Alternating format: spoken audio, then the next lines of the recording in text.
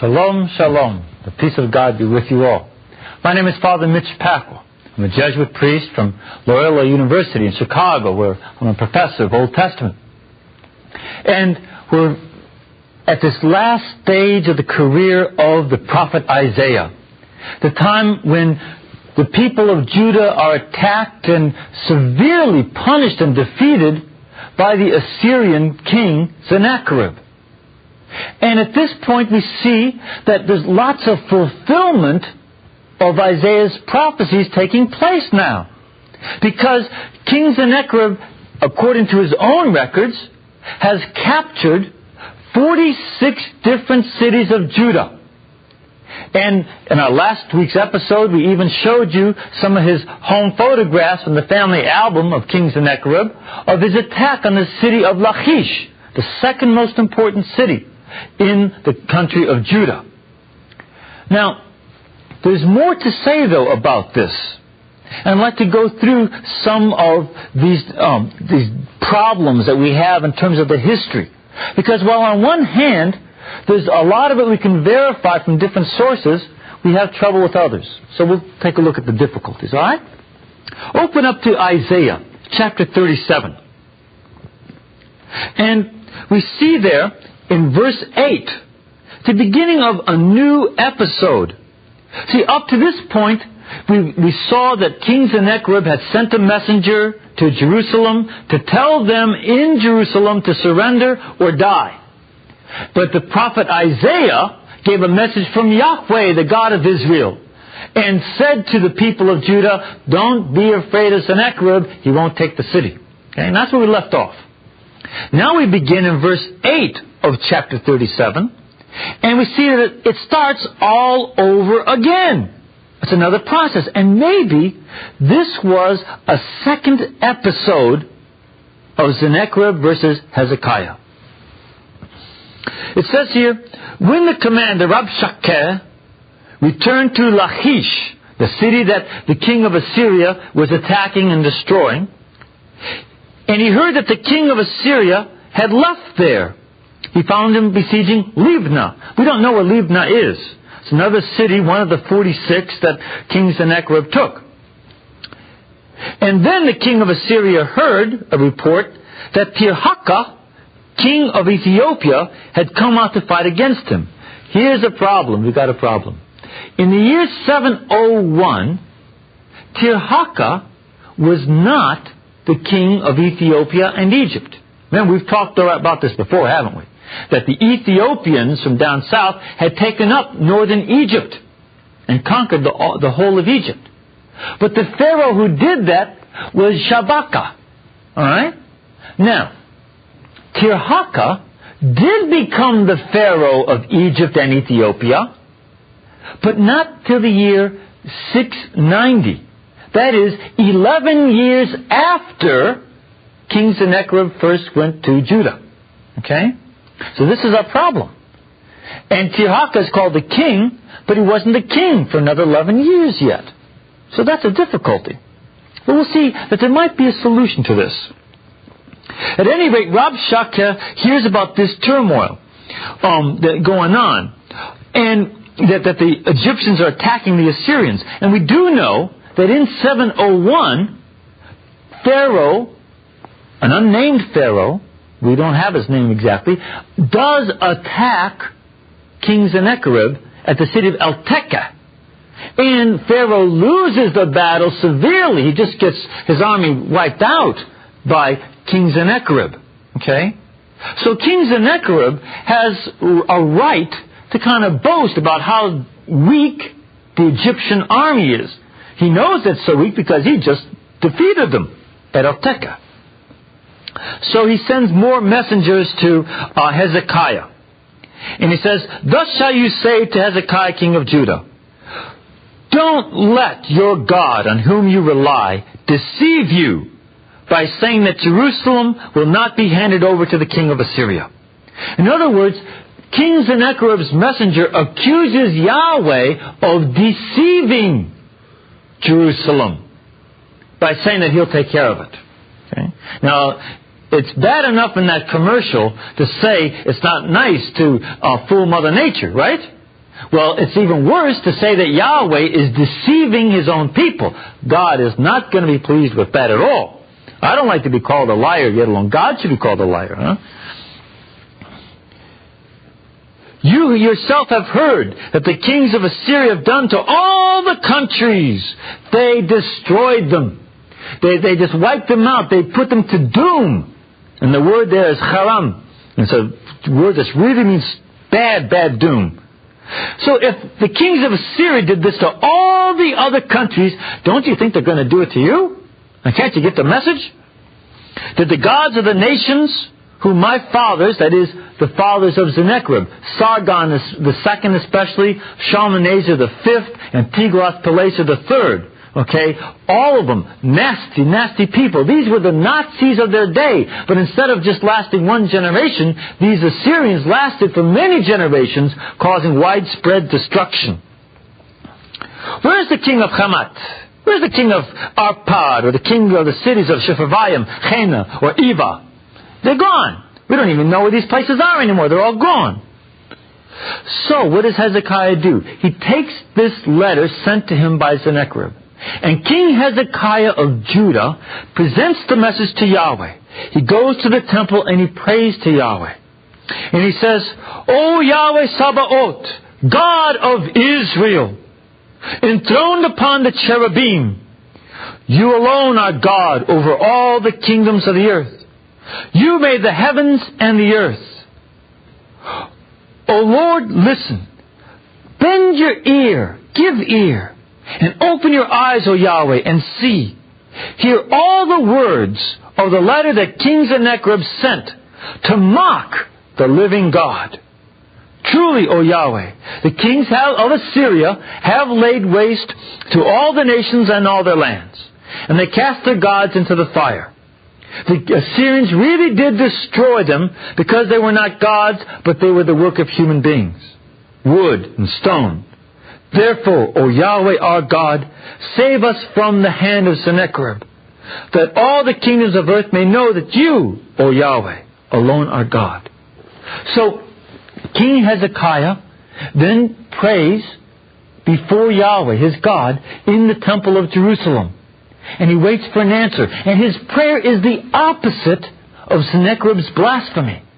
Sennacherib blasphemes and says, your God can't do anything. He's a liar. He's deceiving you.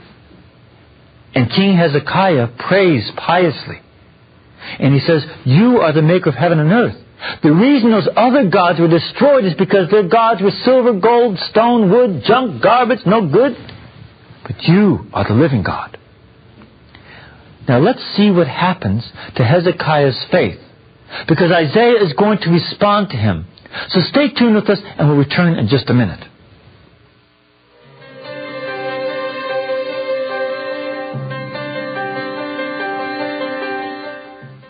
Welcome back. We're at Isaiah chapter 37. And King Hezekiah of Judah has heard the blasphemous statements by King Sennacherib of Assyria. Sennacherib, who is attacking Judah. And Hezekiah takes this letter of blasphemy saying God is a liar and so on, and he prays and asks the Lord for help. And now in chapter 37, beginning with verse 21 and following, Isaiah gives an answer. And he says to him in verse 22, she despises you, laughs you to scorn, the virgin daughter of Zion. And daughter Jerusalem is behind you, and she just wags her head and says, shame on you, Assyria. So in other words, Isaiah speaks for the city of Jerusalem, that is Zion. And says, this is the city whom you, Sennacherib, have insulted and blasphemed, against whom you raised your voice and lifted your high eyes on high. When you, Sennacherib, were boasting and talking so big and think that you're such a big shot, you weren't just talking against us. As he says here in verse 23, you were speaking against the Holy One of Israel. And remember how Isaiah uses that name for God. God is the Holy One because He is above our sinful ways. Yahweh is greater than our sinful ways, but He is the Holy One of Israel. that is, He comes down to human history and shows how He loves us and guides us. And it is against God, who is holy and yet active with Israel, that King Sennacherib has boasted and said that King Sennacherib has more power than Yahweh. Are you in trouble, Sennacherib? I'm telling you, you got trouble coming. Through your servants, you, Sennacherib, that's who he's speaking to, have insulted Yahweh. You said, with my many chariots, I climbed the mountain heights. I went to the back parts of Lebanon, which he did. Okay, he took all the way over Lebanon. I cut down its big cedar trees and its choice cypresses, which he did. As a matter of fact, he took lots of lumber from there and took it back to Assyria to make palaces. I reached its highest places, its highest mountains and forests. I dug wells and I drank water in foreign lands. I dried up the soles of the rivers of Egypt with my feet. Now what's he saying here? King Sennacherib is boasting. He claims, I did whatever I felt like doing. And if anybody doesn't like it, they can move. As a matter of fact, I don't like the way they look at me, so I'm going to make them move. And King Sennacherib took all kinds of people captive and so on. Now, I'll show you some pictures in a minute. Haven't you heard? Now, this is where Yahweh is speaking to Sennacherib still. Haven't you heard? I prepared this a long time ago. And I brought it to pass that you should reduce the fortified cities into heaps of ruins, while their inhabitants, with their power cut off, are dismayed and crushed and ashamed, and that they become like plants of the field, like the grass that is scorched on the rooftops. So Yahweh is explaining to Sennacherib, look, I know that you took 46 cities. That was my idea. I let you do it, Sennacherib, because I'm in charge of history, not you, you Shlemiel. I know whether you sit or stand. I know where you come or go. And I know your rage against me. Now here, they're quoted from Psalm 139, right?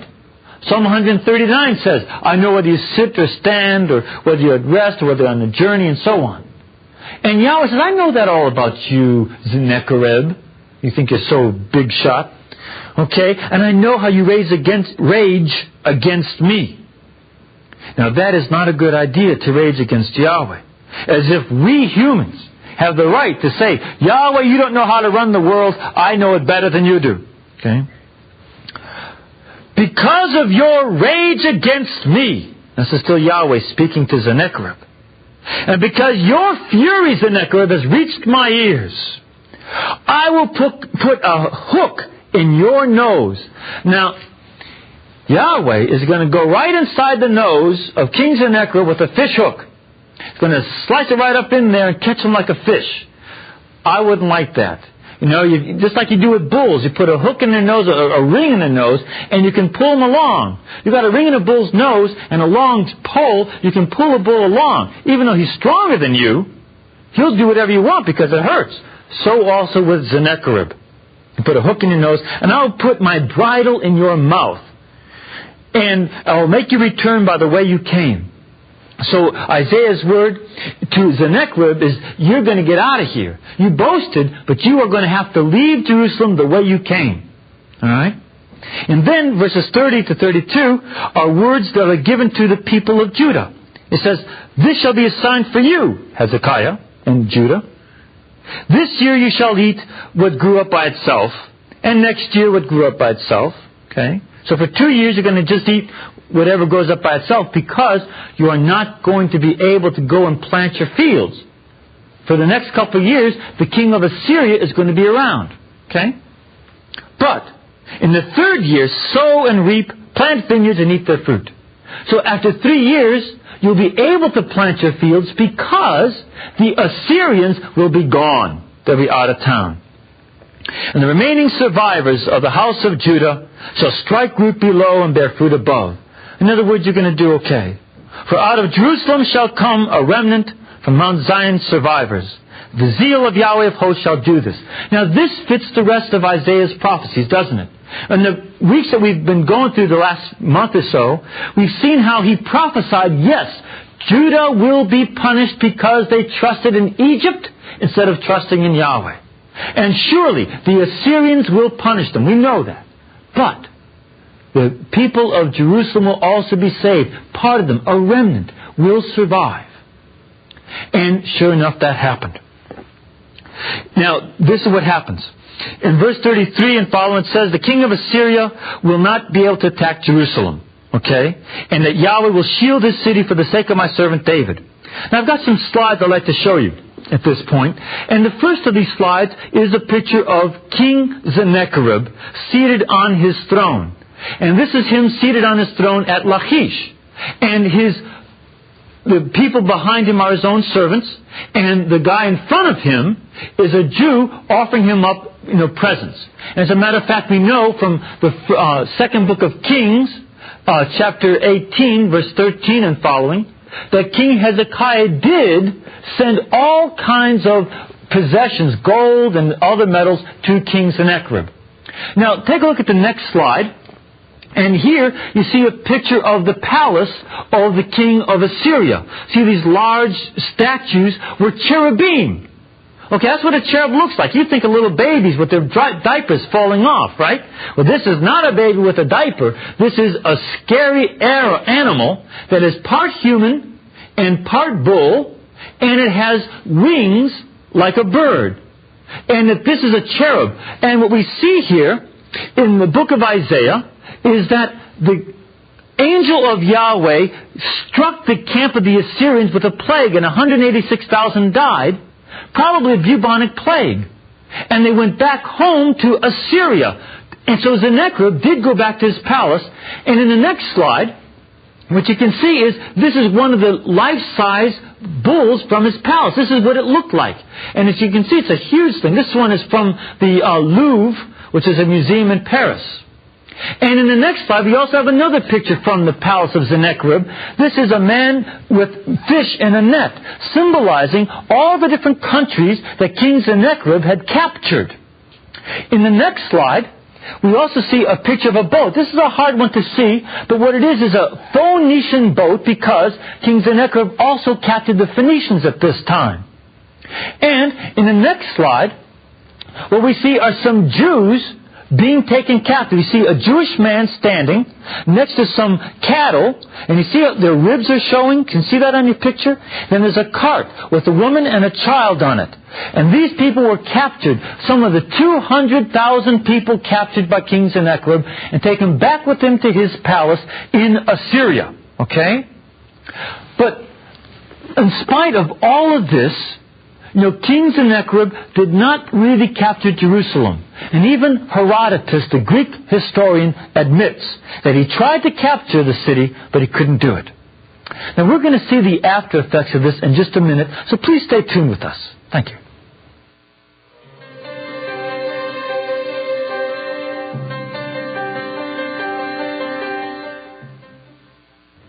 Welcome back. We have one last chapter to cover in the prophet Isaiah for this period of his life. And that is chapter 38. Now, in this chapter we see that King Hezekiah became seriously ill to the point of death.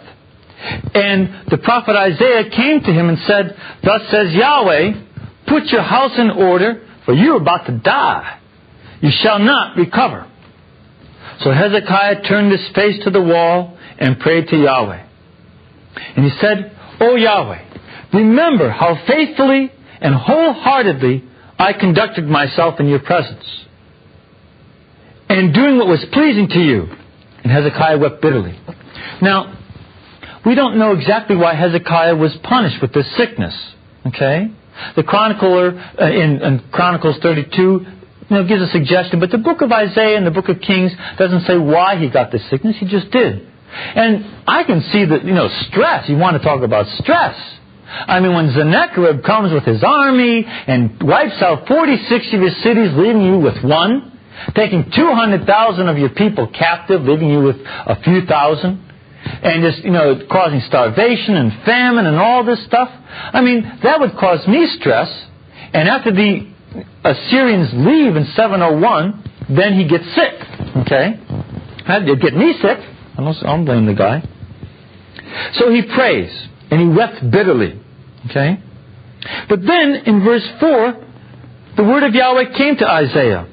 Go, tell Hezekiah, thus says Yahweh, the God of your father David. Now he mentions his father David because Hezekiah is considered to be one of the best kings since David. Matter of fact, the best king of Judah since David. Because he got rid of the foreign worship and he knocked down the bad altars, the false altars of Yahweh, and the false altars of Baal and Ashtaroth that were all around the countryside, and he had everybody focus in on Jerusalem. And Yahweh says to him, I have heard your prayer and seen your tears. I will heal you. In 3 days you shall go up to Yahweh's temple. I will add 15 years to your life. I will rescue you and this city from the hand of the king of Assyria, and I will be a shield to the city. And then, Isaiah ordered a poultice of figs to be taken and applied to the boil that he had so that he might recover. Now, this is a very interesting approach that we have over here in terms of dealing with sickness. First of all, as we see in the text here, that King Hezekiah prays, okay? And even though he's told he's going to die and not recover, he prays nonetheless. And Yahweh hears him and changes his mind.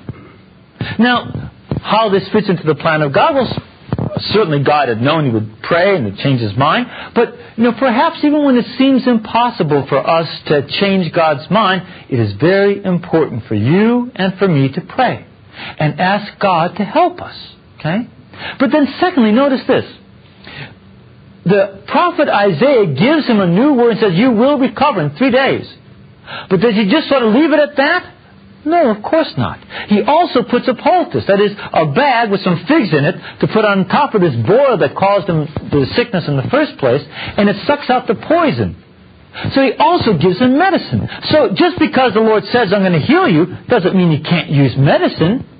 The two go together here. And we can use medicine even after the Lord might give you a word, He's going to heal you. Use your common sense, just like Isaiah did.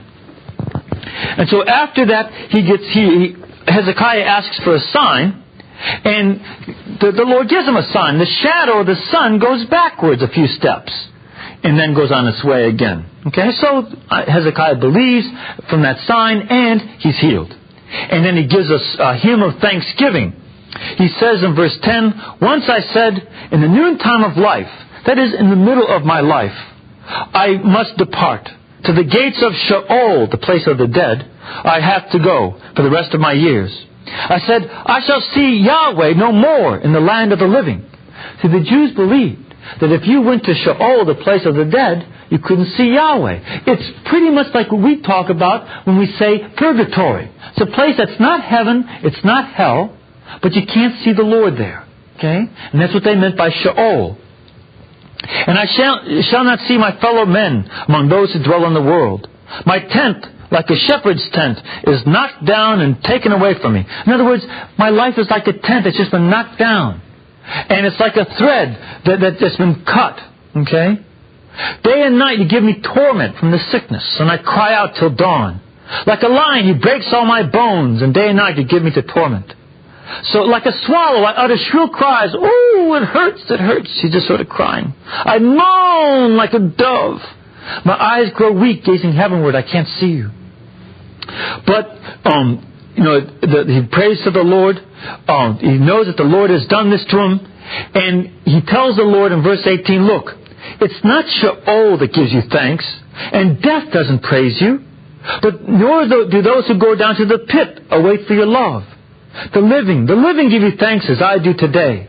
Fathers declare to the sons, O Yahweh, your faithfulness. Yahweh is their Savior. We shall sing to stringed instruments in the house of Yahweh all the days of our life. And so he recovers from his sickness after having prayed before the Lord. Now, this brings to an end this period of the life of Hezekiah and Isaiah. Hezekiah lived until 687. And at that point, he died, and his son took over. Isaiah seems to live to about that time, maybe a little bit later. But we see here how Yahweh used both of them to show His love and devotion and His righteousness. So must we learn from them both. God bless you.